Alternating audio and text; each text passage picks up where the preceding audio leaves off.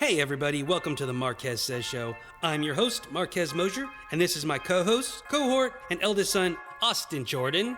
He and I always seem to bring out the feisty side of each other, and it leads to some very spirited conversations. There's never really any one topic. We see the world from many different perspectives, and sometimes we agree, and sometimes we don't. Either way, it gets very interesting, so sit back, relax, and have a bit of fun at our expense as we explore some of the most unexpected perspectives you'll ever hear about the world we live in. So, let's get started. Take two. Take two at what? For all of you, just a little behind the scenes, we actually did start one, but the recording wasn't functioning as intended. He messed up his lines. Yeah, that's it. That's the truth. I messed up. Welcome to the Marquez Says Show. He couldn't even remember his own name. I'm Marquez, I think. This is my co-host, cohort, eldest son, shaggy head, coffee drinking. Austin Jordan Mosier, a.k.a. AJM, a.k.a. that dude, a.k.a. the dude in the white shirt. A.k.a. Austin Jordan. Didn't we already do that? Oh, no, we had the Mosier at the end. Oh. You know, now who doesn't know who what their name is, huh? Why do you think I had to get it tattooed on me? I don't know my name. No, you actually got an A seahorse M tattooed on your chest. That's because one day when I get bit by a radioactive seahorse, I'm prepared. And you turn into what? Seahorse, man. Go ahead and make a comic book of that one first, because we. Why are you laughing? This is deadly serious. Because all I'm seeing is you doing that little seahorse, like how the seahorses run, and just like squishing up and down, up and down, up and down, up and down. Well, yeah, but I'm gonna do that with the strength of 1,000 suns.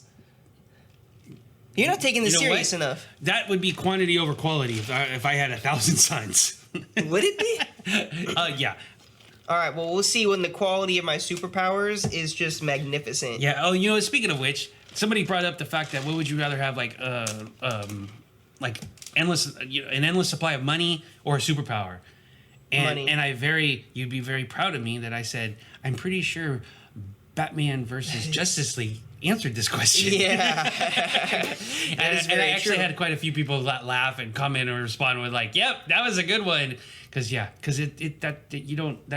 you go. That's true. Pick a side. I mean, Batman's also real smart though. Yeah, but of course they kind of go hand in hand. But that was kind of the point right there, where if they're talked about, it's like, yeah, that's the whole premise of Batman and Justice League. Okay? Right. I'd take the money. And then, because it's unlimited money, right? So you can use that towards research for developing superpowers. And then you get Morgan Freeman to help you. True. Mm-hmm. Lucius Fox. If nothing else, all he has to do is just talk. He'll just soothe you. I'd let Morgan Freeman narrate my life. There you go. Mm-hmm. So. What are we talking about today? Oh, you don't know? I don't know. I've lost track. We've done this like 3 times. We usually just pick a subject. At this point in the podcast, in the episodes, we just pick a subject usually right beforehand. And I think you had a good one, a good suggestion with support systems. Like, exactly how important are they? I mean, the line between support system, personal responsibility, enabling, codependency. I mean, they're all mixed in that type of thing. Mm-hmm. Yeah, because you brought up the premise to start off with, right off the bat. Just said, right, screw you, people with issues. That was what you said. You said, well, basically, I'm paraphrasing. That's not exactly what I said. No, exactly. Okay, now I'm quoting. He said, y'all suck, get over it. You shouldn't need a support system. You should be able to take care of yourself. Well, I mean, that was the quote right there. That was specifically the quote. I think that's a gross misrepresentation. That is not even a gross misrepresentation. It is a flat out lie. It's not even close to what I actually said. No, it's not. No, it's actually the opposite point of what I was making. Yes, but that doesn't mean that's not what you said. But you didn't say it, so. Right, yeah. So I digress. This is all moot point. All right. Point. A moo point, if you will. Point. No, moo point. What, there's cows now? Well, it's kind of like the opinion of a cow. It just doesn't matter. It's a moo point. Hey, that's very, very discriminatory. To Chick-fil-A? What do you mean? Why are you telling the cows, the poor cows? I like cheeseburgers. Why are you telling them their opinion doesn't count? Don't you know that happy cows, they count? It's a safety mechanism. It's a safety mechanism. Because if we start valuing the opinions of cows, how are we going to eat them? Easy. If you're a psychopath. No, what about all the farmers? They name them and then they eat. No, they don't name them. That's the thing. Most of them don't name them. Pigs. They name their pigs, and then they eat them. It's pretty bad. And I do think some probably name their cows. I'm not sure. I'm sure that some of them If you're a do. rancher or a farmer, cowboy out there, can you call and tell us and let us know, message us? I'm sure that they probably do. That was me. I have no idea what I'm talking about. No, and that's what we started this episode off with. Me not knowing what I'm talking about? Exactly. With me not Maybe knowing my you name? need to go to a support group for those who believe that cows should not have an opinion. It's possible. I didn't say that they shouldn't have an opinion. Again, I'm being misquoted. I didn't say that cows shouldn't have... Cows have an opinion. Because cows are my friends. Why do you care? I have friends that are cows. Do you? Ooh, multi-layered. Wow. If you're one of, you know what, guy or girl out there that's a friend of Austin, you need to check your weight because he just called you a cow. All right. And I don't think, and he doesn't care about your opinion. This is very important to me. This is very important. Which part? Which one? The subject or the cows? The cows. Why? The cows are now the subject. Why? Because I didn't say that cows shouldn't have opinions. I said that we should not. No, I didn't even say we should not. I said that cows don't have opinions. Oh, that's even worse. You're not even giving them the option. Because we don't know. We don't know. You know what? I can look in their eyes, and right before you tip them over with that fear. Okay, but how much of that is coming from you in your own head? And which leads us into the topic of the day. Is it a moot point or a moot point? Right. How responsible are you for how you feel about something? And does a support system actually have any meaningful benefit to how you think about yourself? Or is it just some sort of... I say no, and I say yes. How about that? That's a great non-answer. See, I'm playing both so sides. Now you've relegated me to the same level as a cow. Yeah. My opinion, it doesn't matter if I have an opinion. Take a hint. Wow. I'm not buying you lunch today. Especially if we go to Chipotle. Jesus. We'll go to the one inside the mall. No. Okay. So I see what you're saying. Well, first of all, I think you're 100% responsible for how you feel about something. Yeah. Now, can you be influenced and can there be, outside external forces? Of course. But ultimately, you need to be 100% responsible for what your feelings are or how you respond to something. That's the personal responsibility part of it. However, sometimes for people that aren't equipped that way, haven't learned it, whatever the case is, and at any point, actually, we all have times where I think we're weaker than we need to be for certain situations. And that's when support systems come in. Right. Whether it's just a friend, a good friend, a psychiatrist, a coworker, psychologist, therapist, or actual support groups, whatever it is, I think we can't do everything alone. I think that would be a good statement. Yeah. But to what degree?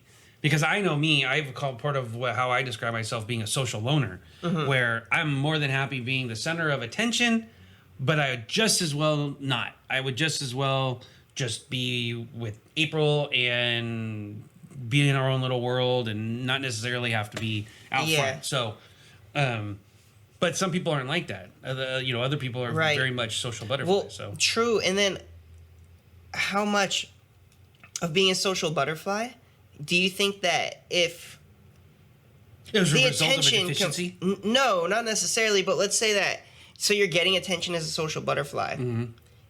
Are the people around you giving that attention, are they necessarily a support system or are they something different? I wasn't even going to say enablers, but are they just there? Are they just giving you something that you think I think it depends on why you need the attention.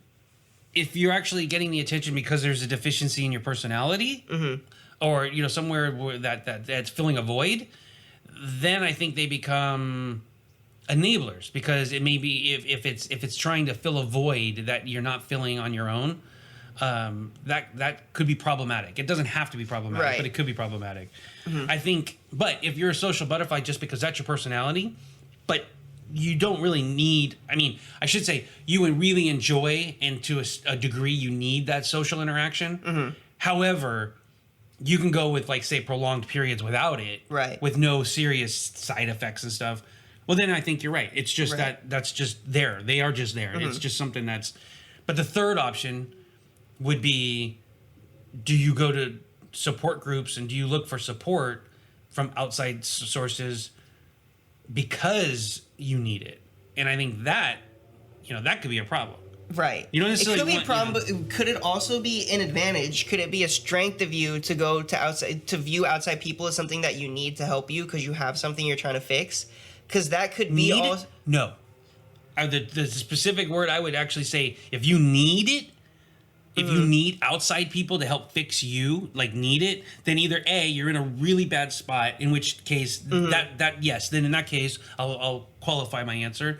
Yes, then in that case, it might be helpful because you need that. You need someone who's got more experience. Right. And because where I was going with it was that person has the self-awareness to see, okay, I don't know how to do this myself. I haven't figured this out. Well, that's two separate things that you just said there. What do you mean? Like, if they need it, there's... Yeah, they need it. Knowingly need and subconsciously know. See, there's two different things there. That would be where, like... Either way, though, some part of them knows that they need to reach out for help. Right. But if they are self-aware enough, then they probably will reach out for the proper help. Well, what if you don't know what the proper help is? But if you're still self-aware, like you said, if you're acknowledging it, then you certainly are in a better place to look for it, find research. Whereas if you just have this feeling inside you that you need help, but you don't actually, A, you're not even recognizing it overtly, right? Or B, you're still kind of hesitant. You've recognized it, but you're still hesitant to reach out. Then you may reach out to the wrong people. You may try to you may run to get into relationships for the wrong reasons, based on that. That's why I said the need part would be whether they've acknowledged it or whether they acknowledge and understand it, or if it's just acknowledged, or worse yet, it's not even acknowledged. True. That level, which level they're at. Right. There was another avenue of this that I wanted to discuss that was actually a little bit more what we actually talked about before we started taping was is it kind of possible to have a good support system, right? Like your family, your friends, and all that stuff, and still feel unsupported, and how justified is that sort of feeling? Is that something that... Oh, yeah, I think that because if you're someone who's very self-absorbed, you could have the greatest support system in the world, but if your default is a self-absorption, not necessarily selfishness, but a you're looking at the world from a very self-absorbed type of way, yeah, that support system isn't even going to help you. So let's say maybe it's not even so much a self-absorbed point of view, though, although that is completely valid. I'm sure that is a lot of people. But let's say it's more like a trust thing. So... you just don't trust the fact that you have a strong support system, or that they're looking out for you, or that there's anybody looking out for you. Again, I think that would come to a deficiency in that person's... Right. So in that sense, right, exactly. I didn't mean to cut you off, but that's exactly what I mean. So let's say there's a deficiency, which is a good way to put it. So... But a lot of the times the answer is, well, you need a strong support system to figure that out, to make you believe that, you could trust things or whatever. But what if you can't? That starts with you. Yeah. So what do you do there? I would kind of agree with you where there has to be... The support system, I think, is there for you once you've made the decision, like an addict, once you've made the decision to move on, to fix something, to correct something, to fill something, whatever that is, to grow... I think it starts individually, and the support system will play a part in it. It may, and quite honestly, you don't need the support system. It may take you longer. It may be more difficult. Yeah. But you don't necessarily need the support system, which I think is where you might be. I think where kind of what you're alluding to is that can support systems be overrated? And I think in some cases, yes, I think they can be overrated. The question would be is that how careful do we want to be about promoting something like that? Because I think in the end, I think having a support system is better than not having one. True. I do agree with that. But yeah, like what you just touched on though is, are support systems overrated? That could be the title right there. Are support systems overrated? That's like the nitty-gritty of it. I think as a general rule, I'd say as a general rule, I would say no. But like anything else, it's very, very just because someone says it's a support system, then you have all sorts of levels to that about, well, is it a true support system? Are they really looking out for your best interest? Right. Do they just is the support people within the support group just making themselves feel better because they're right, and then vice versa. You have to give attention back to your support system, otherwise, attention or attention in a sense, whether it be care, love, whatever. You have to give some sort of attention back to it. Otherwise, you're just leeching off of it. No, I think that's no. I think no. I if you're just even within a support group, I think you could just take. I think I think especially if you were someone who needs the support group to help you get through what you're getting through.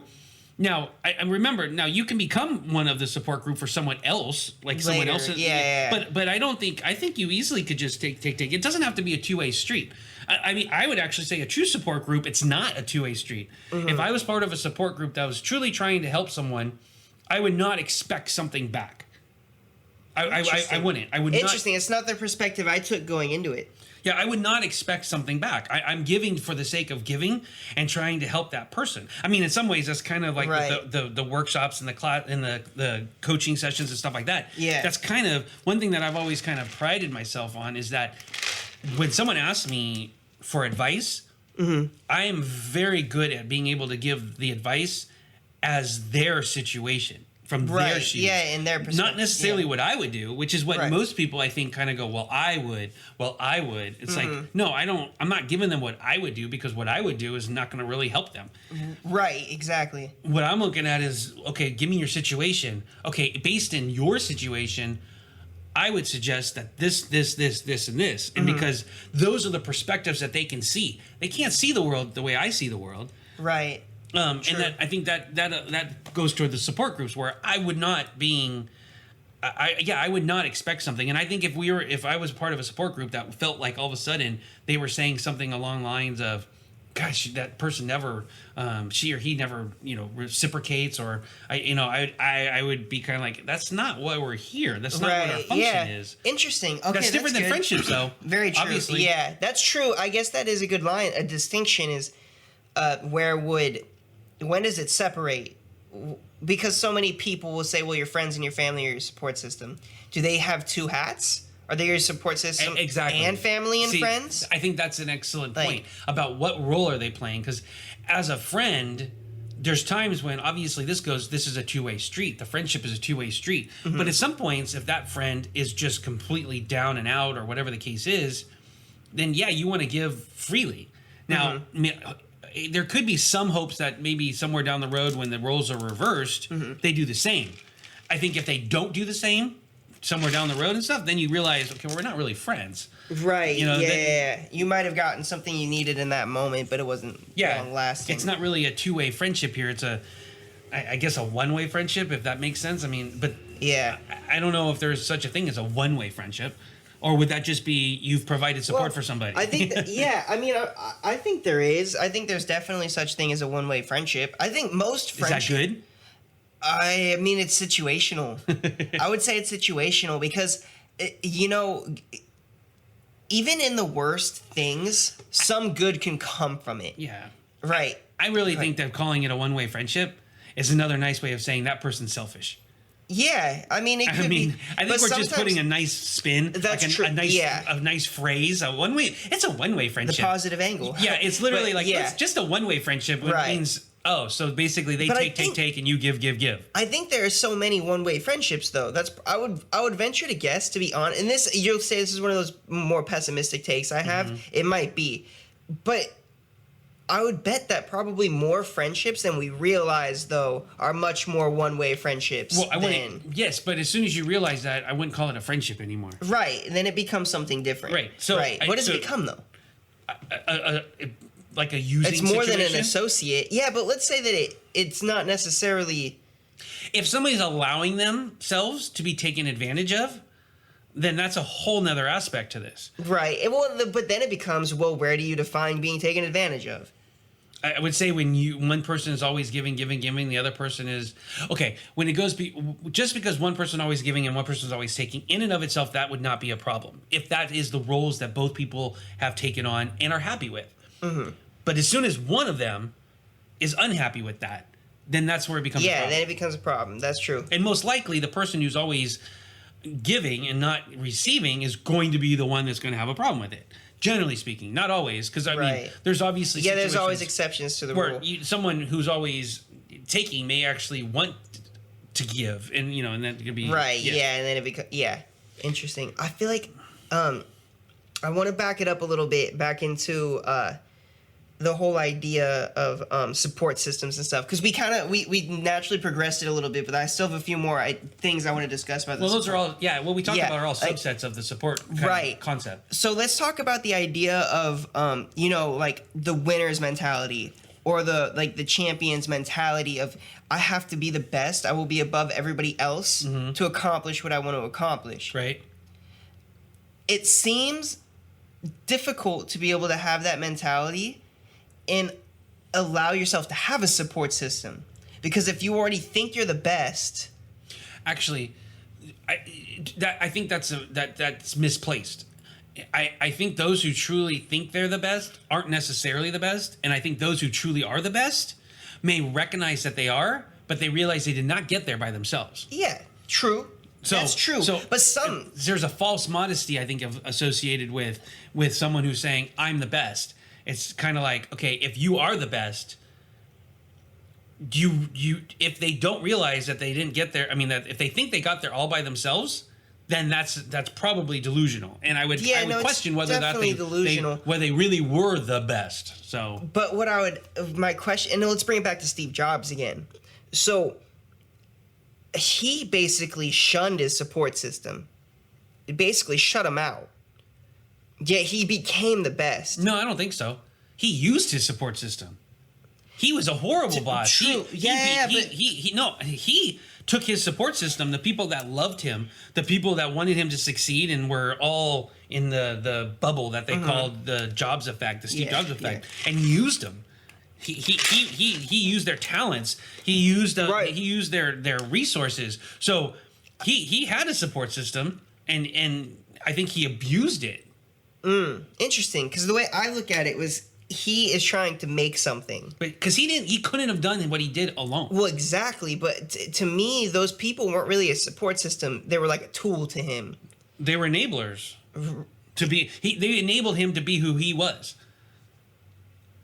Yeah, in that sense of the word. I wouldn't have, using the word like that, I could see that. Without them, put it this way, without them, he couldn't be who he became. Very true, but were those people a support system, though? Yes, because without them, he couldn't have become who they supported him. They supported him in getting to where he wanted to be, what he wanted. Yeah, I guess so. Now remember, that was one of those situations where, from what I understand, he didn't give back. No, he didn't. So therefore, until maybe in his later life, but not when he was coming up. He was a horrible person to have as part of a support group. Like he was not somebody you wanted to be part of your support group. But unless you wanted to use him as an example of what not to do. But is he an example of what not to do? Yes. One of the most successful people ever. Yes, but he's not the only way to do it. That's true, but he also reached higher highs than most anybody ever will, and probably will for a very long time. But that's fine, but it doesn't mean that it doesn't have to be, to get to where he got, you don't have to necessarily do it his way. That's true. That's all I'm saying. But until somebody does what he did, I guess Bill Gates. And yes, actually, he probably could be rivaled as far as not necessarily the consumer side of things as much, but you look at his humanitarian efforts and how he is a person. I mean, the two are synonymous together. Yeah. I mean, they're Tupac and Biggie. I don't know if they're quite as much a stark difference as Bill Gates and. Let's just stick with the Bill Gates, Steve Jobs one, because that's a better. I was just using the pairing. Yeah. I guess you could, because Bill Gates didn't do it the way that Steve Jobs did, and they accomplished roughly the same things. And you could argue that Bill Gates even accomplished more. Not the same things, but I mean, think about it. Everybody, the quote, just using quote unquote market penetration of who uses PCs versus who uses Apple. Now, you could also say revolutionary-wise, they came in much bigger waves with Apple, with Steve Jobs, with the iPad and the PC or the his computers. What ended up happening Macintosh was and stuff like that. Steve Jobs put a stronghold on the culture of things. Right. He understood. He figured out what that culture was, and basically, he dominates culture even long after he's passed away. Yeah, but so does but so does Bill Gates. But he does not in the same way. Yes, he does. He does it just much more on a low key. What we're recording on right now it's all Windows. I mean, I'm not the program, but I meant the operating system. So yes, is PC a huge part of our lives? Absolutely, but culturally, Apple is on a whole different level. What I'm saying is that you're talking about who got more fanfare. Apple. Yeah. Apple did, but it doesn't mean it was such more of a cultural impact because the underlying pinning is that I think we take for granted the PC. We take for granted Windows and stuff. What I mean, but Apple made this kind of stuff cool though. Was the thing? It's like Apple. That's a marketing thing. I'm talking about right, but most of marketing is culture. Right. Yes, but what I'm saying is you're just saying that what's more popular is more cultural impact. That's all. What was glitzier? What was shinier? You're equating that to the cultural impact. Well, kind of. Well, right. Just think about because the impact itself, you can't deny Windows and PCs have way more impact because just they have more penetration. Impact. People use them daily. I think we're just defining impact differently. Look, okay, but this is also a touchscreen, right? So it is. If you don't know, this is a touchscreen. Okay. Okay. Apple made that cool. The technology was around. It was something that was around and people, it was known of. Okay, we're getting off subject. That's true, but what I'm saying, okay, we'll bring it back. My point was, I don't know if I would define the people around Steve Jobs as a support system. He couldn't have done it without them. Yeah. So how do you define the support? How do you define the support systems? Like a support group. How do you define it then? Because I guess not so much maybe that they weren't a support system, but the fact that he shunned them and didn't treat them he didn't view shun them as. He didn't shun them. He used them. He welcomed them. He welcomed their brains. He welcomed their efforts. He welcomed their energy. Did he do that to his family though? From what I understand, he basically pushed his family away. Right, not necessarily his family. I'm talking about his coworkers, his colleagues, the other geniuses, Steve Wozniak. I'm talking about those people. He welcomed them, and I'm sure even in his personal life, he welcomed them when he needed something. Mm-hmm. So he used his support group. That's what I'm saying. He used and abused his support system. Okay. In which case, but it comes back to, well, is a support group, is a support system overrated? I don't know. I mean, I think it's very situational because imagine this. What if he didn't have the upbringing that he had initially? His genius could very well have been directed and still accomplish what he accomplished. Yeah. Because I think of like Elon Musk. He's not necessarily the nicest guy, but I don't hear the same stories. He's a little off, but then most geniuses are. But I don't hear exactly the same stories that I heard about Steve Jobs. No, I don't either. Oh, what about Branson?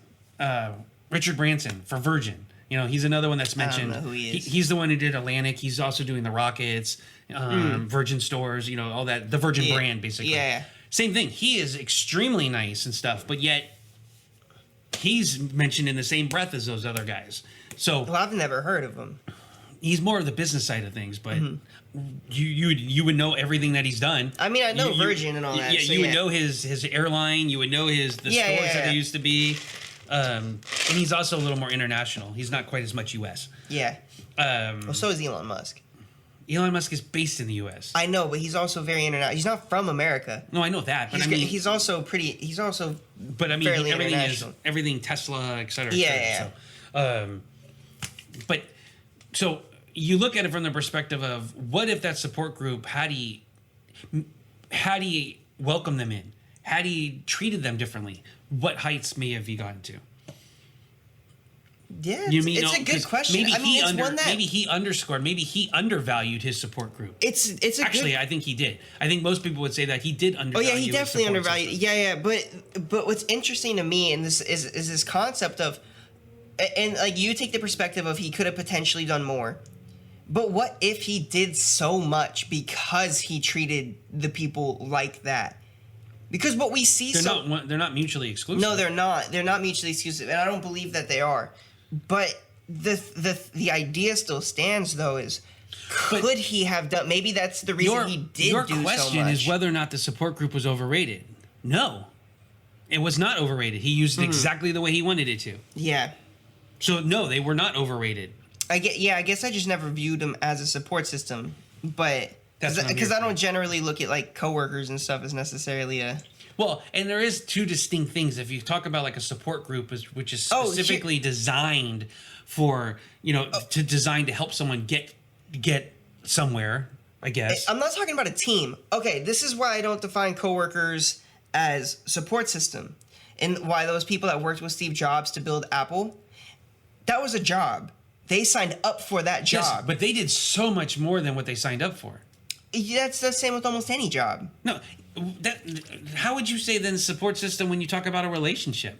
The person signs up for XYZ. Yeah, but you're not getting. It's different when you are actually in the mindset of a career. They didn't always get paid. They weren't always getting paid in the beginning. Also, and they always weren't getting paid well either. Those people would have done it for free. They said that freely. They would have done it for free. They would have worked for him for free because of who he was. Mm-hmm. They weren't doing it for the money. Somewhere, of course, but I mean, generally speaking, the money was just a byproduct. Right. I just think it's a little bit of a different classification. I mean, but then again, when you pay a psychiatrist, when you pay a therapist, that's your support. You're going to them for support, and you're paying them. That's true. I mean, the reason you're paying them is different, though. You're paying them for their services, their knowledge, related to the field of helping you. As a support system directly. His administrative people and the engineers. That's why. So when you say support system and support group, can we say that they're overrated? No, I don't think we can say that they're overrated. Can we say that they're sometimes not as necessary?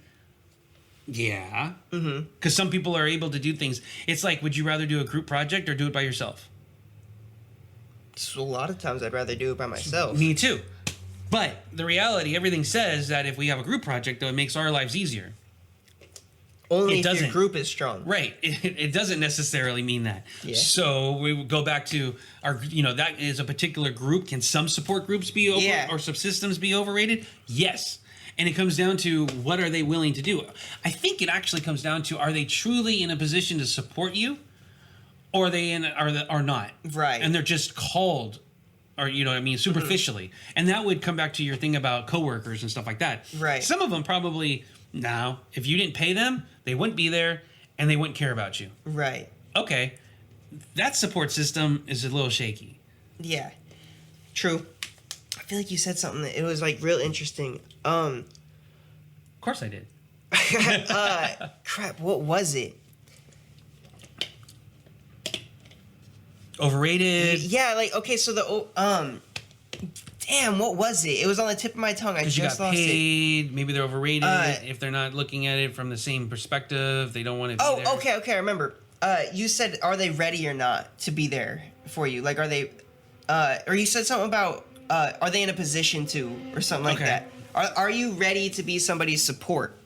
How would you ever know that? And what if that was put on you, right? So it's put on you to be somebody's support. That's a total self-awareness question. Okay, but I would argue that sometimes you don't have the time to be self-aware about it. If somebody comes to you, whether you're ready or not, sometimes you just got to be there. Yeah. Would that make your support any less valuable? I think it depends on the level of support. If I'm not conscious, if I'm not actively listening, and I'm not like if I'm in a position of having to support someone and I'm not actively listening, I'm not present, then yes. So let's say that person walks away from that exchange though, thinking, "Oh yeah, I was heard. I understand the situation better." Then it doesn't matter. Yeah, so they get something better out of it, but you think that you didn't contribute as much. But the end result is that person got what they needed from it. So was I overrated? Maybe, but I got more credit than I deserved? Okay, but to you. But to them, the person that had actually needed it, they got exactly what they wanted. So I think you've answered your own question. I did. So it goes back to I did. But you said that you're overrated. No, in that situation, you wouldn't be. I think you answered your question in that our support system's overrated. No, they're not. Yeah, I don't think as a whole they're overrated. I think it's an interesting conversation to have. And the reason I wanted to have the conversation wasn't so much to say, oh, support systems are overrated or support systems are bad. Well, that's what you've been doing for lately. You'll take something that's like, something that's positive and going, no. Okay, but it's not to make it... Okay, but again, the end result isn't to say that this good thing is bad. It's to talk about it and understand that thing even better. Because people will just... like what we've done with the quotes that we read. No, I agree. It's an oversimplification. Someone put you on the spot. Okay. Have you met someone? No. Why? Because in the last week or two and stuff, you've actually had a better demeanor, better little, slightly more upbeat. So that's why I was checking. Oh, no, I have not met anybody. See, so he's still single. Oh, God. Come on, people. I'm going to be single for a long time. You know what? Unless... You can take a shower and it won't be so bad. Oh, okay? God. Jeez. You don't stink that bad. I smell amazing. You have an what is it? An evanescence or ever whatever that word is. I was going to say musk, but we already talked about Elon, and I didn't want to get that. Oh, confused, God. So, but yeah. So again, it comes back to the fact that when your support system talks about how you smell, yeah, they're overrated. Oh. Who said I'm supporting you? Oh. Of course, if we look at your bank account, but then again. That's not overrated. So, Ew. So, but I agree with you for the conversations. And I think for those who are still listening, bless you. These are the kind of conversations that you need to have with people around you. I mean, we need more of these conversations. It seems silly. It seems kind of maybe sometimes dumb, but if you're not having these kind of conversations with your friends and just the coworkers and stuff every once in a while, then I think you're missing out. I think that's part of where we're talking about support systems overrated and things like that. It doesn't have to be so in depth, but if you're not talking about something of quality, at least it's at some points along the conversations that you do have with people, you're missing out. Because if we're just constantly thinking of these, the social media and just the buzz and the pop, there's a place for that. But just like there's a place for that, there's a place for having, identifying. I guess this is a good way of identifying who your support system is. Right. Can you talk to somebody, if you wanted to have a somewhat serious conversation or just had a question about, I don't know, whether or not someone likes art history or some just random like that. If you can't necessarily have that conversation with that person or that group of friends, really? Then right. Well, having a deeper level of discourse, and just and challenging things. When I say that, when I start these episodes with is the support system overrated? It's not to basically say that we need to get rid of support systems. Right. But it's to challenge an idea that we hold so highly that we think it's beyond challenging. Yeah. There's nothing beyond challenging. Yeah, and that's the premise of why I call my classes, those workshops, the challenge experience.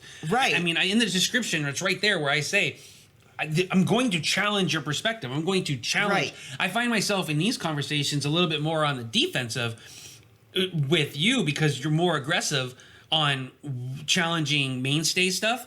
And sometimes you take a negative aspect to it, which is different than challenging. Yeah, but sometimes that's because sometimes I genuinely believe there is a negative aspect to something that we believe so truly. Well, but see, that's the thing. I think we apply negative and positive a little too much. In the case of things are just are. Yeah. And that the connotation, I loved that when growing up when I learned about connotation of a word, where if you said wench, immediately most women would be like, don't call me that. You know what I mean? And the reality is that the connotation of it is what we've been told is that it's some sort of basically hooker, whore, something like that. But by definition, it just says young maiden. Yeah. Now, maybe I looked up the wrong the definition. I don't know, but it's really just another word for young maiden. But of course, it's evolved into this kind of young maiden, but she's like I said, a prostitute or whatever the case is. So if you called someone a wench, they're going to be like, excuse me?